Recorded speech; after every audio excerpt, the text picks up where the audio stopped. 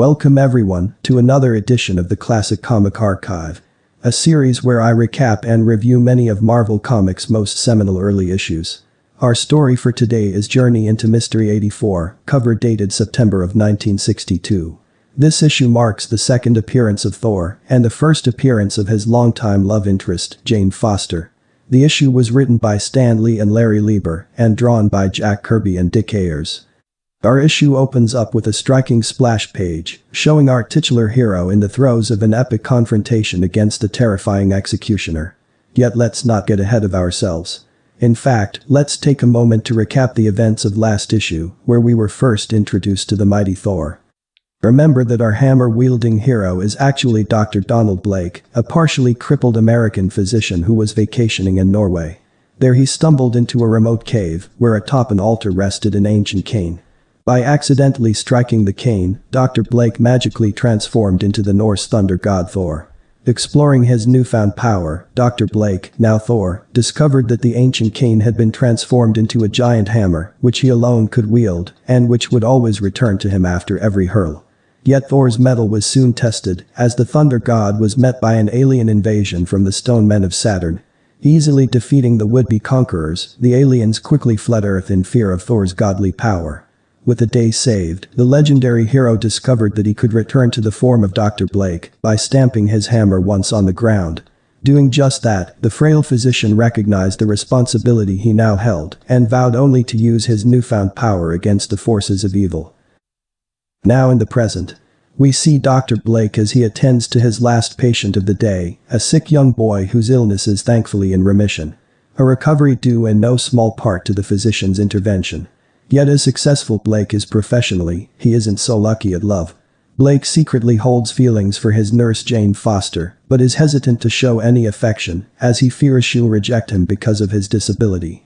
Yet as Jane enters the physician's car to be dropped off for the night, we learn that the nurse does in fact have feelings for Blake, but translates his lack of affection to a lack of warmth and thinks he's too stern to ever be a romantic.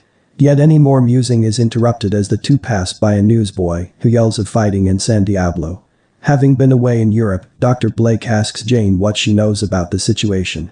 She tells him that a civil war has broken out in the South American country, as democratic and communist forces clash for control. The communist leader is a ruthless warlord known as the Executioner, a nickname owed to the many victims he sent to the firing squad.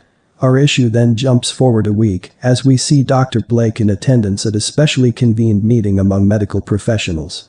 It's announced that the Democratic faction of San Diablo is seeking American medical aid, as many of their own doctors and nurses have been lost in the fighting.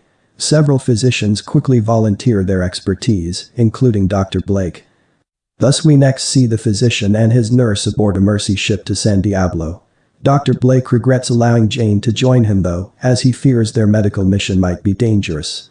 Jane disregards the doctor's concern, yet we soon see that he had every right to be worried, as several communist fighter jets approach the ship from above, with orders to sink it.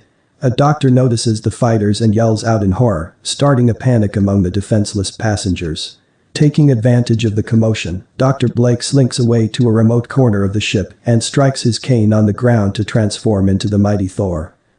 Using the might of his magical hammer, the Thunder God flies up to destroy the aircraft.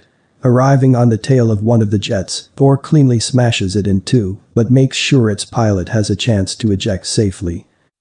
Thor then intercepts two other jets, and, by spinning his hammer at incredible speeds, creates a tornado-like air pocket that traps and tears apart the planes, yet not so much that their two pilots can't also safely escape.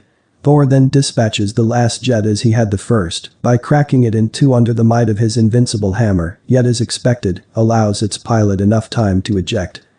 With the aircraft destroyed, Thor dives deep underwater to change back into his mortal form unseen. Emerging on the surface as Dr. Blake, the frail physician yells for help, and is quickly rescued. Back on board, Blake claims he'd fallen overboard in the excitement of the attack, an excuse that none question from the clumsy doctor. Blake then feigns ignorance and asks what had happened to the jets, and is told of Thor's mighty deed and also his exceptionally good looks from Jane. The issue then shifts focus to the Executioner, the much reviled leader of San Diablo's communist forces and the one who had ordered the Mercy ship be destroyed. Yet as the ruthless despot learns of the pilot's failure, he furiously orders their commander be executed for his seeming incompetence against an unarmed ship. The executioner then rounds up a group of soldiers and commands them to do what the pilots failed to, lest they suffer a similar fate. Some time later, Dr. Blake and the other medical professionals have landed at San Diablo and are being transported to the Democratic faction by jeep. Yet as they approach their destination, the executioner's soldiers ambush them from atop a mountain. Dr. Blake and his companions desperately flee to cover, at which point the frail physician stamps his cane twice on the ground, which summons a storm so powerful, the soldiers are blinded by its hurricane winds. Then the storm's rain, being so torrential, turns the ground they stand on into slippery mud, and the soldiers quickly slide down the mountain they were perched on. With the soldiers gone, Dr. Blake ceases the storm and continues on with the others to the Democratic faction. Yet the executioner is so desperate to prevent his foes from receiving American aid that he dispatches several tanks to finally destroy the medical convoy. Discovering the tanks from a distance, Dr. Blake and his companions flee their jeeps to once again find cover, giving Blake the perfect opportunity to transform into the mighty Thor. Now imbued with godly strength, the immortal titan uproots a dead tree and uses it as leverage to mightily flip over and hurl one of the executioner's tanks into another. The collision destroys the two war machines, although it's shown that both of their crews were able to escape unharmed. Yet one tank remains and fires its massive shell at Thor. But just as the hero possesses the strength of a god, he also possesses the speed, as he dodges the shell and slams his hammer into the tank.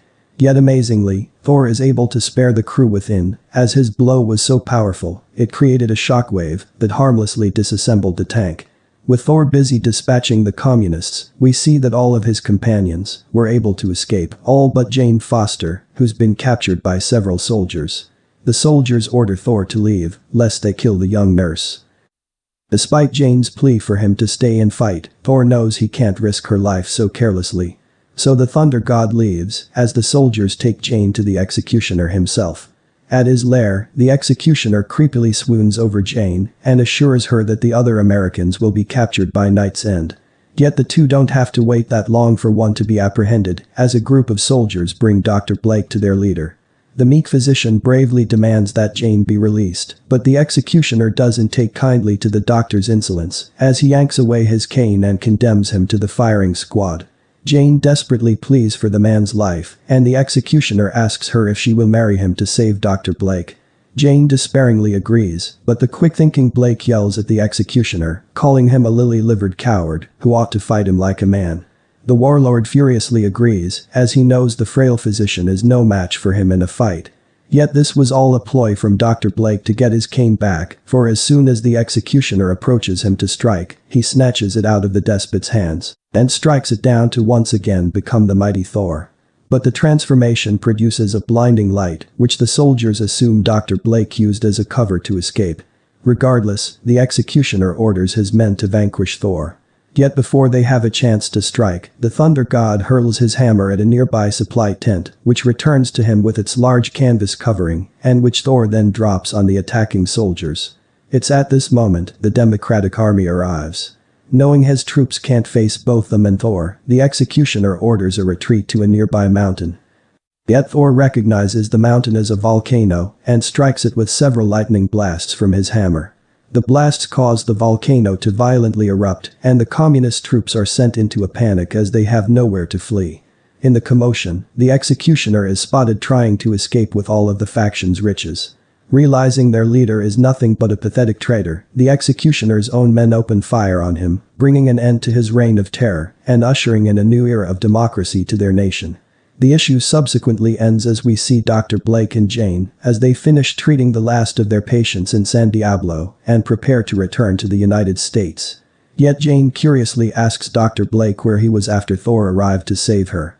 The physician tells her he was hiding behind a wall, an excuse the nurse accepts, though she does privately rebuke him for being a coward, unlike the mighty Thor. That concludes Journey into Mystery issue 84 and another episode of the Classic Comic Archive. But as always, I would like to offer a brief review of this issue.